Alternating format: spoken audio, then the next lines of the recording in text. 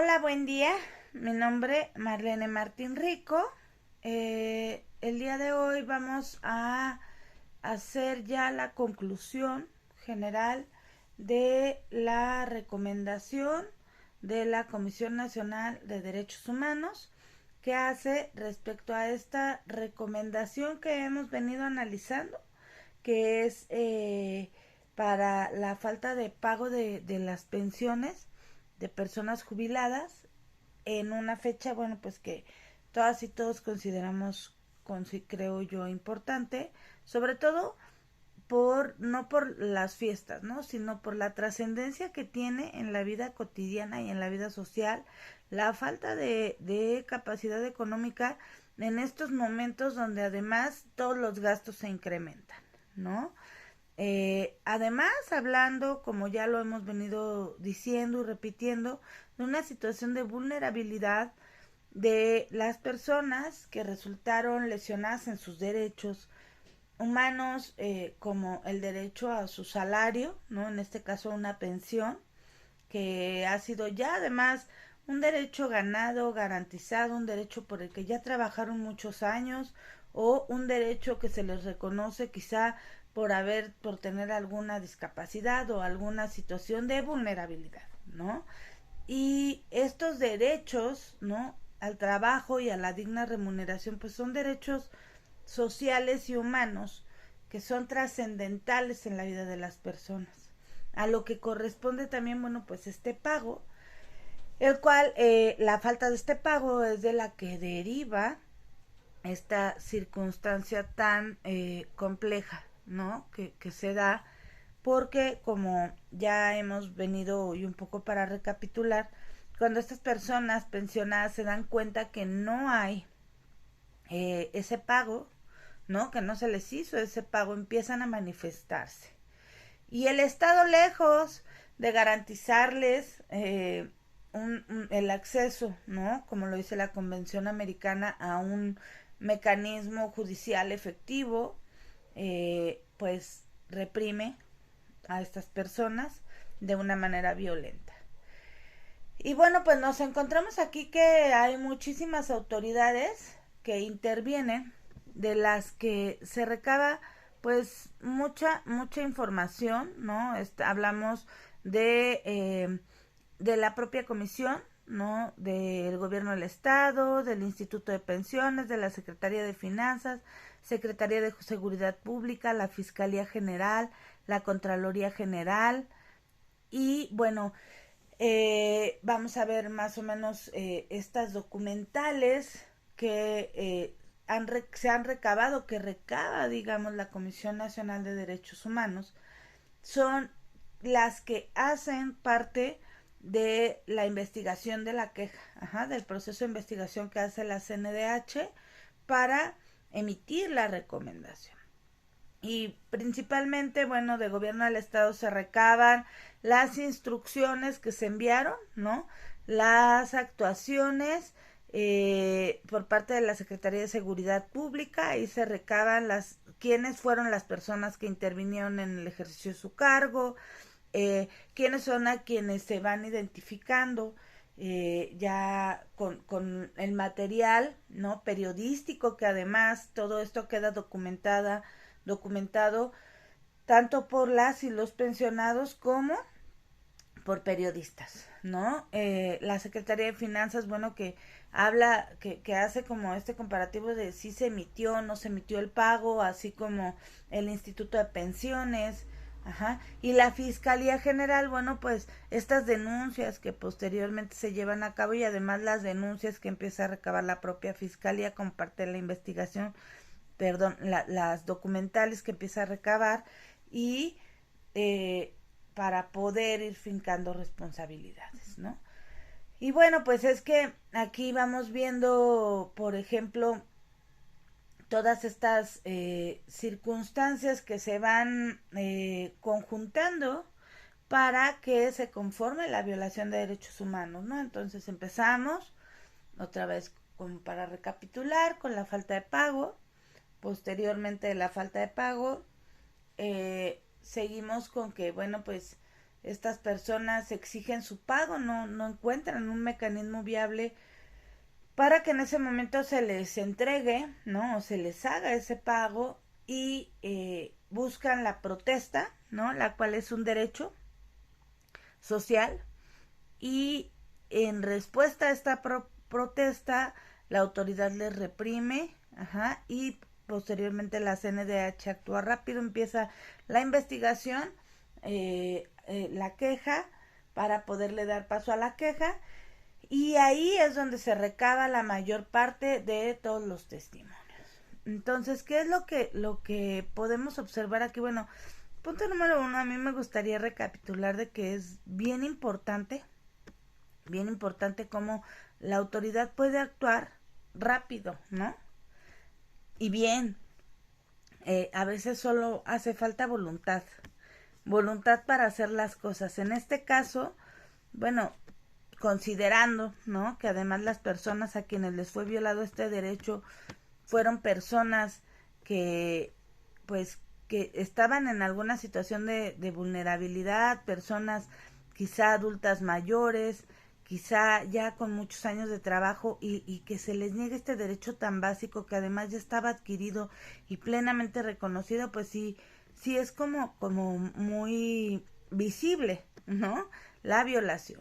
Ahora, también hemos analizado este caso como una posibilidad de una acción colectiva. Ajá. Eh, y bueno, pues vemos que la Comisión eh, Nacional de Derechos Humanos sí emite una recomendación y entre todas esas cuestiones que emite para la recomendación, que por ejemplo una de las recomendaciones es que, bueno, de lo que se logra probar en la queja es el ejercicio excesivo del uso de la fuerza pública, ¿no? Y se va narrando ahí todas las condiciones y situaciones en las cuales se dan estas situaciones de vulnerabilidad. Y bueno, pues la verdad es que sí se hace como muy visible, ¿no? Muy visible que no hubo la utilización de protocolos y que tampoco hubo el respeto o la intención en algún momento de garantizar los derechos humanos de estas personas. Y es que fíjense ustedes que cuando el Estado actúa de esta manera en estas fechas, ¿no? En donde la gente no está poniendo atención probablemente a la cuestión mediática, sino que la gente está con la familia, está en otro rollo, ¿no? Preparando cuestiones para las cenas, buscando regalos y no estamos tan al pendiente. Entonces, estos momentos han sido como importantes para determinar cómo se dan las violaciones y cómo no hay un acceso a ninguna dependencia, ¿no? Muchas veces ni las fiscalías están abiertas en estas fechas. Todo el mundo se quiere ir de vacaciones, entonces se quedan prácticamente solas, sin personal. Y el hecho de que se hubieran manifestado ese día es porque al día siguiente nadie iba a estar, ¿no? También, y no había una institución abierta o en un periodo hábil para poder atenderles. Y esto pues vamos viendo que es una construcción más de un supuesto de vulnerabilidad que se actualiza, en donde, bueno, pues vamos viendo cómo se recrudece, ¿no? El ejercicio de violencia y, bueno, pues la intervención del Estado. Podemos ver fotos en la recomendación de cómo con palos, es decir, el uso de las armas, los golpes, ¿no? Cómo quedan estas, pues digamos, esta evidencia del ejercicio de violencia en las corporalidades físicas de las víctimas. Y bueno, pues habla la comisión eh, sobre algunas circunstancias que se van dando, ¿no? Estoy tratando de recapitular un poco para no irme tan tan a fondo, pero bueno, pues dentro de sus recomendaciones la comisión habla de la reparación integral del daño, ¿no? Esto a mí me parece fundamental. Dice que el Estado deberá reducir al mínimo esta afectación que fue causada, ¿no? Y bueno, pues como bien sabemos, la reparación integral tiene que ver con un montón de medidas que se tienen que tomar, porque también nos habla, ¿no?, de la situación y posibilidad de que las víctimas pudieran haber tenido algún shock, ¿no?, o algún daño emocional que tenga que ser incluso tratado con posterioridad. Y una de las principales circunstancias que dice la comisión es disculpa pública por parte del Estado, ¿no? Y esta disculpa pública la hemos visto en muchos momentos en donde se hace necesario que el Estado salga y diga fui yo, ¿no? Y garantizar medidas de no repetición. Alguien del Estado tendría que haber salido a disculparse públicamente con estas víctimas y es fecha, estamos en 2023, que no se ha realizado esa disculpa pública por parte de las autoridades. Y es aquí en donde podemos observar cómo es que las autoridades no cumplen, ¿no?, con estas recomendaciones. Y bueno, aunque sabemos que la Comisión Nacional de Derechos Humanos no tiene el carácter de las recomendaciones no tienen carácter de vinculantes, es decir, no son obligatorias para las autoridades. Sí tenemos que decir que las autoridades tienen la obligación de cumplir y garantizar los derechos humanos de todas las personas. Y eso sí es una obligación, y eso sí es vinculante, y eso sí está en los tratados internacionales, eso sí está en la Convención Americana, eso sí está y debe de estar dentro de los protocolos, pero además también ha sido señalado por la Corte Interamericana de Derechos Humanos en muchísimas circunstancias en donde se le ha declarado culpable al Estado mexicano. Y es que con este tipo de circunstancias vemos cómo el Estado omite o busca la forma de omitir estas responsabilidades, y no solo estas responsabilidades, porque si ya la Comisión Nacional de Derechos Humanos le está diciendo Estado de Veracruz, y dañaste la integridad, ¿no? Estas autoridades dañaron y estas son las recomendaciones que se tienen que hacer. No puede ser posible la negativa constante para que no se dé cumplimiento, ¿sí? Y es que son las mismas autoridades, fíjense bien, quienes le quitan y le restan credibilidad a estos organismos no jurisdiccionales y quienes obligan a la ciudadanía a ir directamente a organismos jurisdiccionales en donde a veces tampoco hay con qué cumplir. Entonces, a veces la autoridad, las personas, ante la autoridad nos quedamos en pleno estado de indefensión porque de nada nos sirve una sentencia, de ni una recomendación, ni estas instituciones, ¿no? Que además yo respeto mucho, creo que son importantes, sin embargo, habrá que analizar puntualmente qué tanto es lo que estas comisiones de derechos humanos, estos organismos no jurisdiccionales, nos funcionan en el Estado mexicano. Y entonces, ¿cuál sería el mecanismo por el cual podamos acceder a la justicia?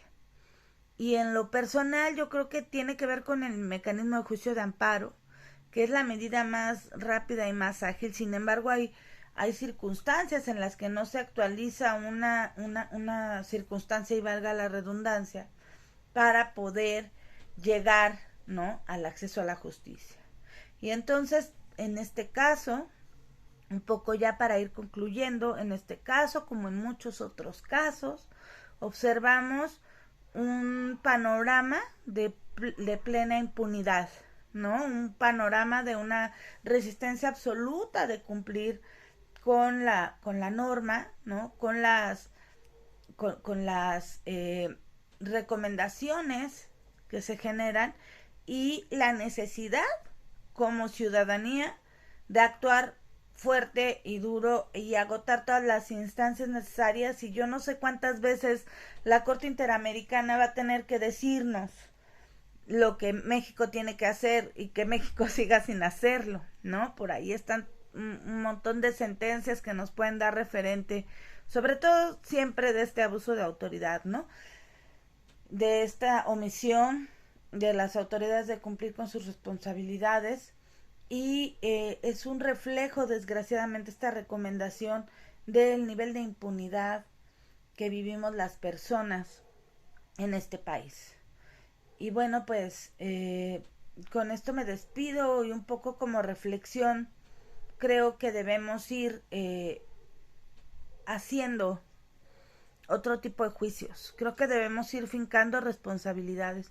Creo que debemos empezar a perder el miedo para que las autoridades verdaderamente hagan su trabajo, porque en la medida en que sigamos diciendo, pues, ¿de qué sirve? ¿No? ¿Para qué seguimos haciendo esto si de todas maneras no hay castigos, si de todas maneras se queda en la impunidad? En esa medida vamos pues provocando que este monstruo de la impunidad y de la corrupción siga creciendo.